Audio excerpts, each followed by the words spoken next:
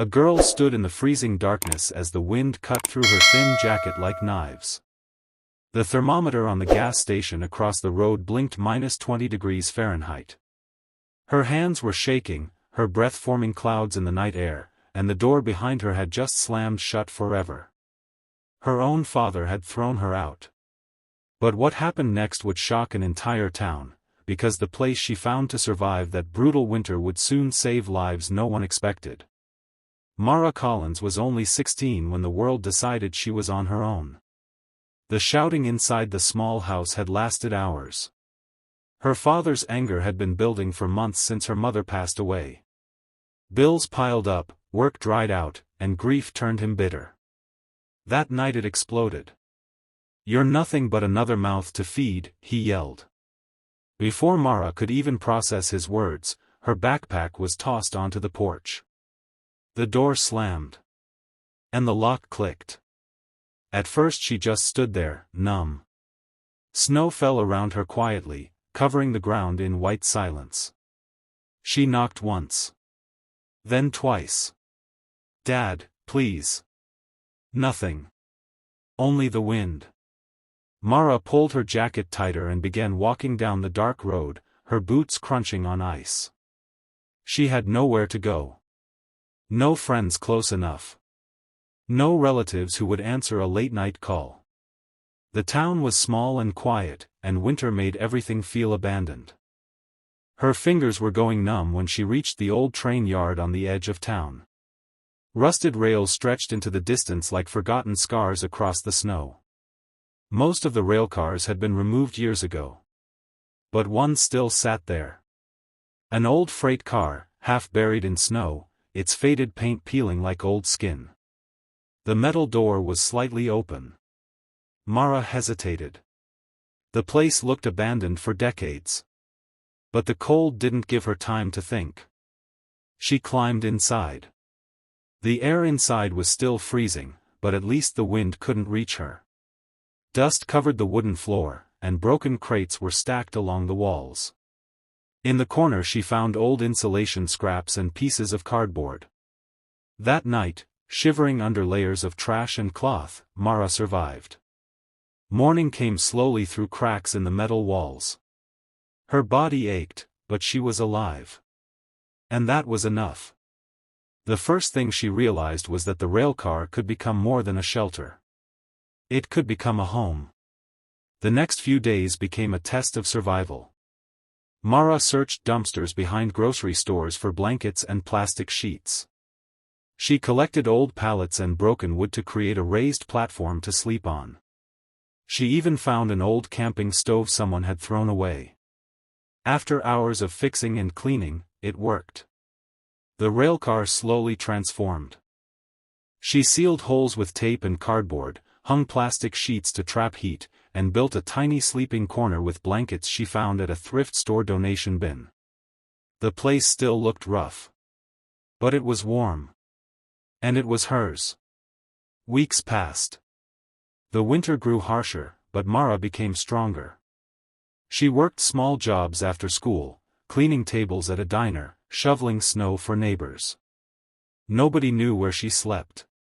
Nobody asked. Until one night everything changed. A blizzard rolled into town faster than anyone predicted. The wind screamed like a living thing, burying roads and freezing cars where they stood. Mara had just finished sealing a crack in the railcar when she heard something. A faint cry. At first she thought it was the wind. Then she heard it again. Someone was outside. She rushed out into the blinding snow and saw a man collapsed near the tracks.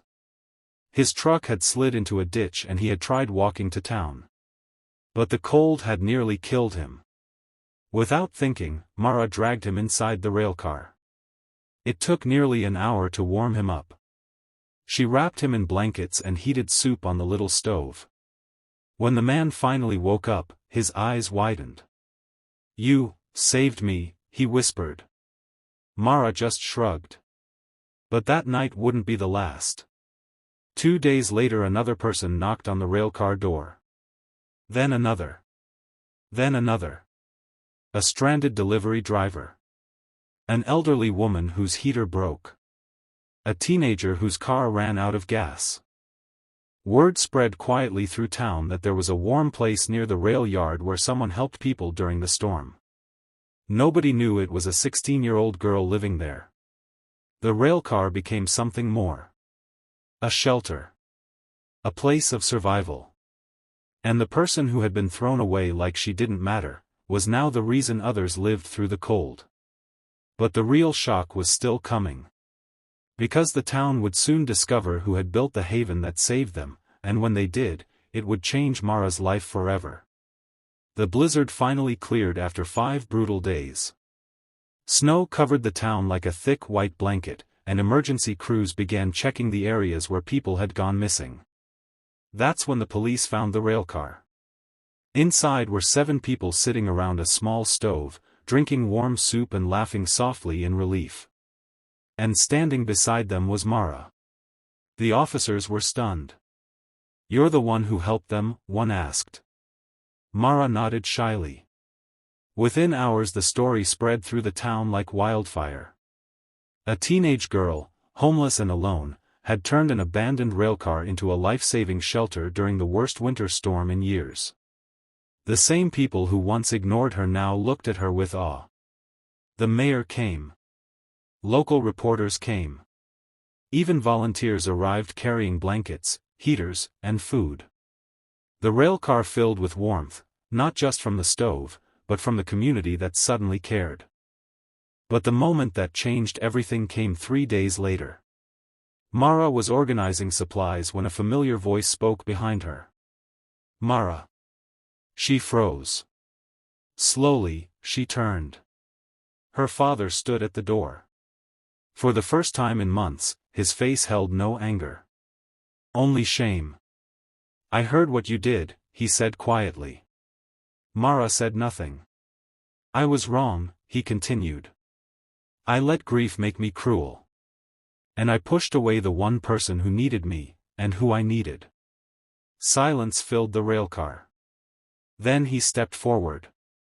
"I don't expect forgiveness. But I want to try."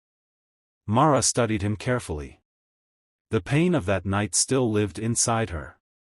But something else lived there now too. Strength. She had survived alone. She had built something powerful from nothing. And she had saved lives. Finally she spoke. "I forgive you, but things can't go back to how they were." Her father nodded slowly. "I understand." That moment didn't erase the past. But it opened the door to a better future. Weeks later the town council made a decision that no one expected. They restored the railcar.